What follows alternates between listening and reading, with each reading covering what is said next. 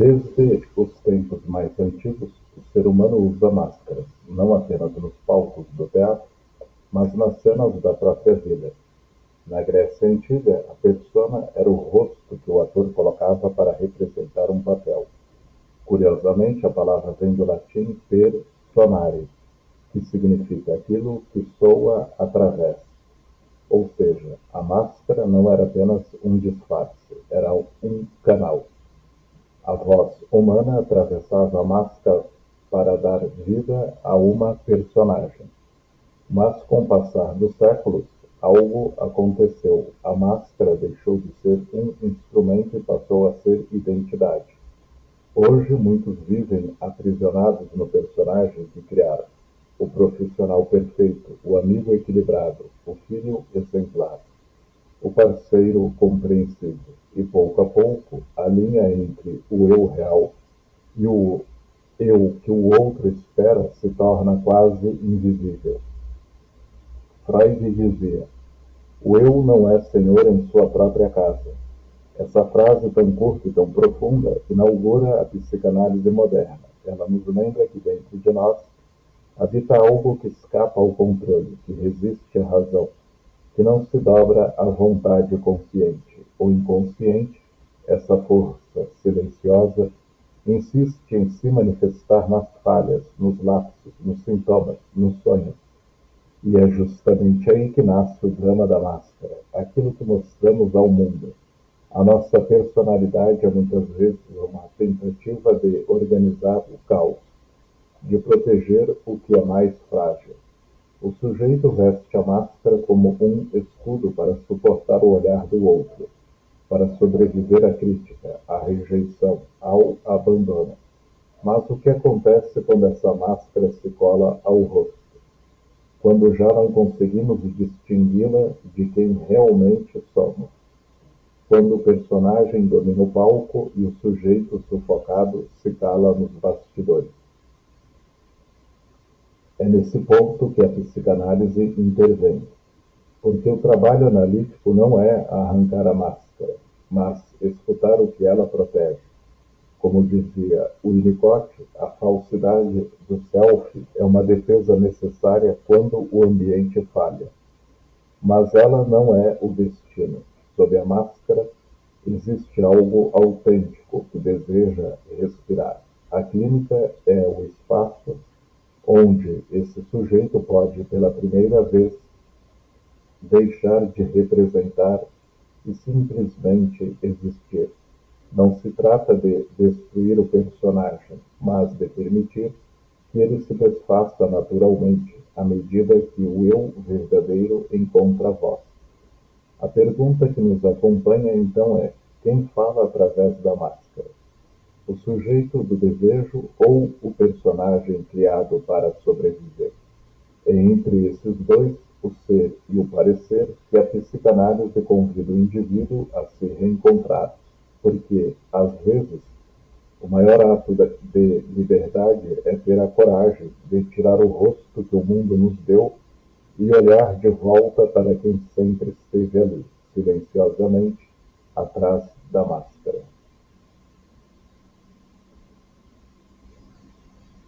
Winnicott descreveu esse fenômeno com uma clareza quase poética. O falso self é criado como defesa contra a invasão do ambiente, mas pode se tornar prisão. Essa frase resume muito do que vemos na clínica contemporânea. O falso self, essa máscara psíquica, não nasce por acaso. Ele é uma resposta adaptativa. Uma criança, quando não encontra um ambiente suficientemente bom, como dizia Winnicott, aprende a se moldar ao desejo do outro para sobreviver. Ela não pode ser quem é, então aprende a ser o que o outro precisa que ela seja. Esse movimento, no início, é vital, é uma forma de proteção psíquica, mas, com o tempo, o sujeito esquece que estava apenas fingindo. A máscara, que era uma defesa, torna-se identidade. E o preço disso é alto, a perda da espontaneidade, da alegria e, muitas vezes, da própria sensação de existir. Freud já dizia que o sintoma é uma formação de compromisso entre o desejo e a defesa, ou seja, o sujeito se adapta, mas o inconsciente não se cala. Aquela máscara sorridente que o mundo aplaude pode esconder uma angústia silenciosa, um grito abafado que a análise ajuda a traduzir em palavras. Pensemos em exemplos simples. O adulto que sorri o tempo todo para não desmoronar. O profissional que acumula conquistas, mas sente um vazio que nada preenche. O cuidador que se anula para ser amado e acredita que só tem um valor quando está salvando alguém. Em todos esses casos, há um padrão: a máscara protege, mas também aprisiona. Ela impede o contato com a verdade emocional do sujeito. Como dizia Jung, aquilo a que resistimos persiste. O personagem que criamos para evitar a dor acaba nos afastando da possibilidade de transformação. Lacan diria que a máscara é também o efeito do olhar do outro. O sujeito se constitui a partir do olhar alheio, do que o outro vê, nomeia e espera. Por isso, muitas vezes, o falso self é o eco do desejo do outro. Eu me torno o que você precisa que eu seja, mas, no processo, perco o contato com o que, de fato, desejo ser. Essa alienação gera sintomas contemporâneos que encontramos na clínica: ansiedade, exaustão emocional, sensação de vazio, depressão disfarçada de eficiência. Vivemos em uma sociedade que valoriza a performance e, por isso, multiplica máscaras. O sujeito que tenta ter tudo para todos acaba sendo nada para si mesmo. A psicanálise, nesse contexto, se torna uma travessia, não para tirar a máscara de forma abrupta, o que seria violento, mas para criar um espaço onde o sujeito possa respirar por trás dela. Escutar o que o falso self tenta proteger, dar voz à parte autêntica, muitas vezes silenciosa, que ainda insiste em existir. Como dizia Winnicott, há algo em cada pessoa que é verdadeiro, que busca expressão. A análise é justamente o lugar onde esse verdadeiro pode emergir, com segurança, com tempo e principalmente com escuta. A máscara não é o inimigo, é o sinal de que um dia foi preciso sobreviver. Mas viver, de fato, exige mais do que isso. Exige o risco de ser. Lacan dizia que o eu é uma construção imaginária. Essa afirmação muda completamente a forma como compreendemos a identidade. Segundo ele, o estágio do espelho é o momento em que o sujeito, ainda bebê, se reconhece pela primeira vez no reflexo e acredita que aquela imagem unificada é quem ele é. Mas, na verdade, essa unidade é ilusória. Por dentro, o sujeito ainda é fragmentado, pulsante, cheio de contradições. O espelho, portanto, cria uma ficção de totalidade. E é a partir dessa ficção que começamos a viver. O que Lacan nos mostra é que o eu nasce da identificação com uma imagem, e essa imagem é sempre mediada pelo olhar do outro. Queremos ser vistos, amados, reconhecidos, mas é justamente aí que nos alienamos. Começamos a viver em função do olhar que nos criou. O filósofo Byung-Chul Han, refletindo sobre a era digital, atualiza essa ideia ao dizer que vivemos no inferno do igual, um mundo onde todos exibem versões de si mesmos para serem aceitos, onde o espelho agora é a tela do celular.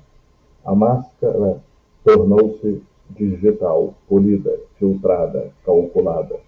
E quanto mais o sujeito tenta parecer inteiro, mais distante fica de sua verdade interior.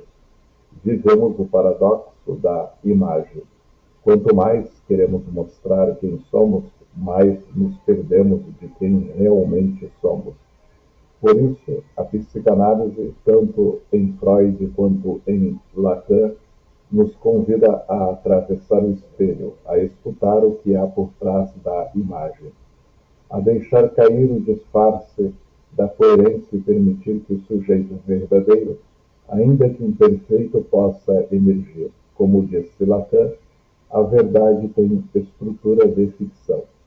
E talvez o nosso trabalho de autoconhecimento seja justamente esse: descobrir qual parte da ficção ainda nos serve e qual parte já pode ser deixada para trás.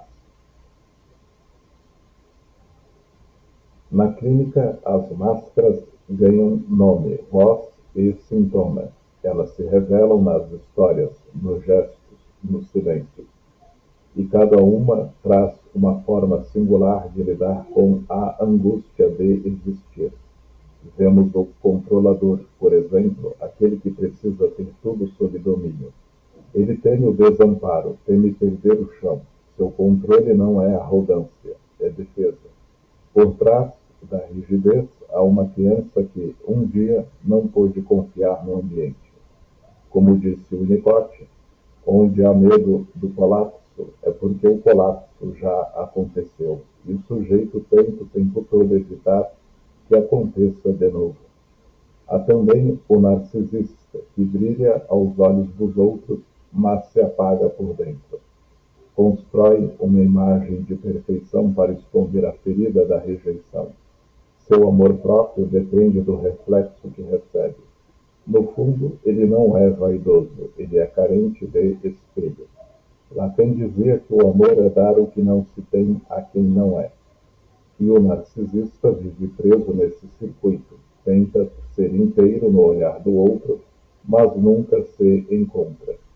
O dependente, por sua vez, teme a solidão. Faz de tudo para não ser abandonado, mesmo que isso signifique abandonar a si mesmo.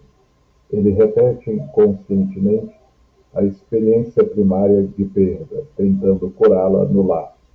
Mas o amor que nasce do medo não sustenta o desejo, apenas o aprisiona. E o obsessivo, aquele que pensa demais, organiza, planeja, analisa. A sua ordem é a forma que encontrou para conter o caos interno. Freud o descreveu como alguém dominado pelo superego, culpado até pelo que não fez. No fundo, tenta ser perfeito para não ser rejeitado, mas a perfeição é uma forma sofisticada de fuga.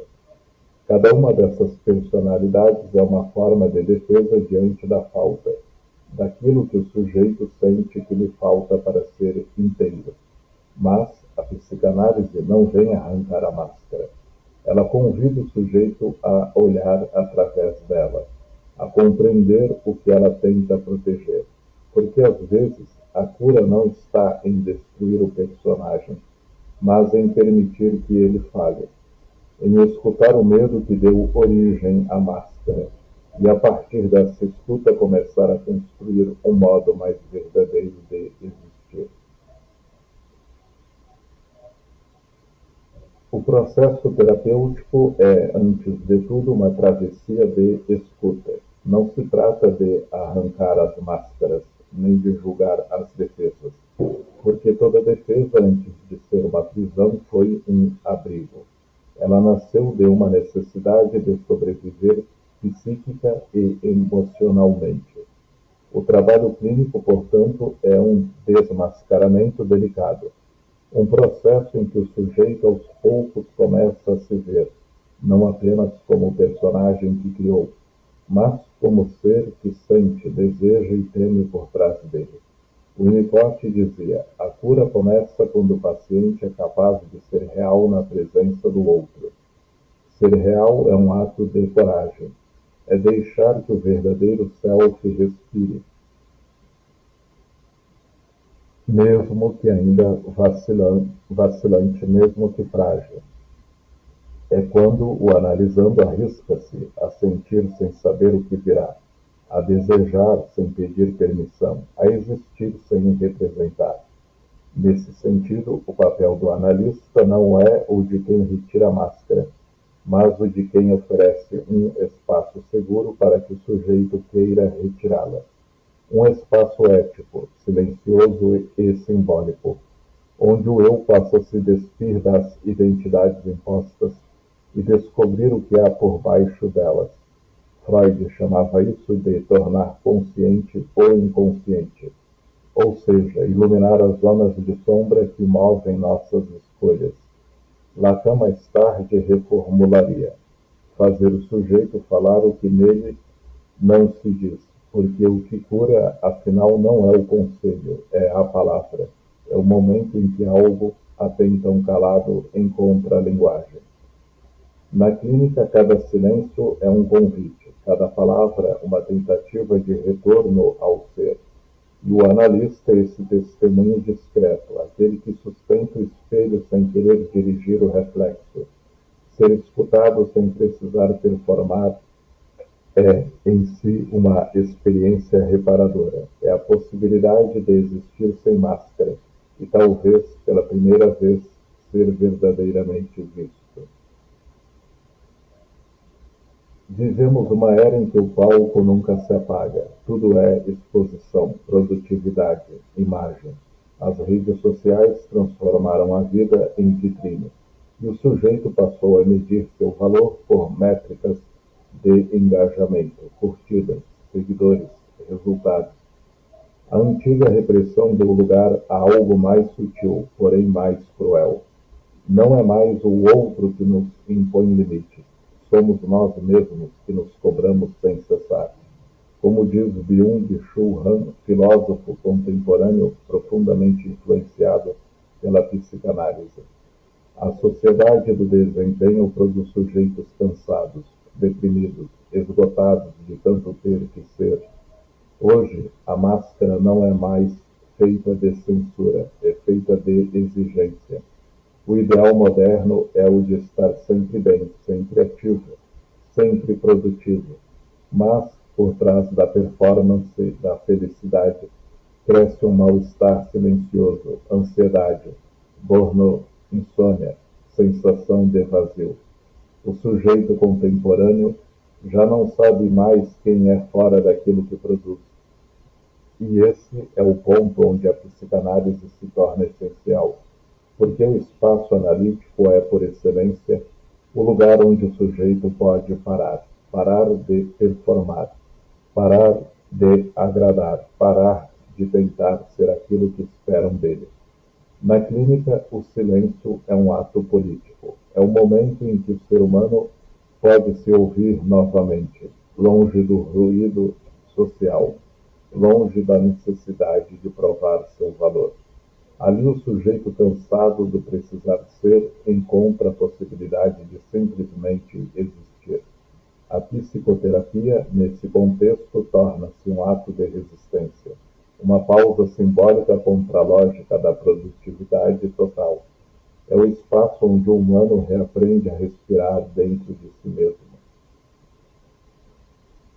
Desvendar a máscara não é perder-se, é finalmente encontrar-se. Não se trata de destruir o personagem que um dia nos protegeu, mas de reconhecer o que há por trás dele. O sujeito vivo, pulsante, desejante, que existe mesmo sob o peso das expectativas. A psicanálise não busca fabricar um novo eu. Não há modelo de eu ideal a ser alcançado. Ela convida o sujeito a reconhecer-se no próprio desejo, a descobrir o que o move para além do olhar alheio. Como dizia Lacan, ser é desejar. E desejar, no sentido mais autêntico, é permitir-se existir fora da cena do outro, sem precisar corresponder, representar ou sustentar personagens que não nos habitam mais. Quando a máscara cai, o silêncio se torna revelador. É o instante em que o sujeito pode, talvez pela primeira vez, escutar a si mesmo, sem a interferência das vozes externas. Freud já dizia que, onde o id estava, o ego deve advir. Ou seja, o trabalho analítico é o de dar lugar ao que estava recalcado, permitir que o verdadeiro se manifeste. Esse processo, no entanto, não é confortável. A queda da máscara revela a vulnerabilidade, o medo, a falta. Mas é justamente aí que o humano se reencontra com sua própria verdade. É nesse momento que o sujeito deixa de sobreviver para começar a viver. Vivemos tempos em que todos parecem ter algo a mostrar, mas poucos têm algo a sentir. Por isso, talvez, o maior ato de coragem da vida contemporânea seja esse: parar de atuar e começar a existir. Permitir-se falhar, cansar, chorar, desejar, ser imperfeito e ainda assim digno de amor. No fim das contas, todos nós precisamos de um lugar onde possamos descansar da máscara, um espaço de silêncio e escuta, onde possamos simplesmente ser humanos, sem papéis, sem filtros, sem performance. E é exatamente aí que a psicoterapia se torna um gesto de amor, porque ela oferece o espaço simbólico onde o sujeito pode, enfim, reconhecer o próprio rosto sem disfarces.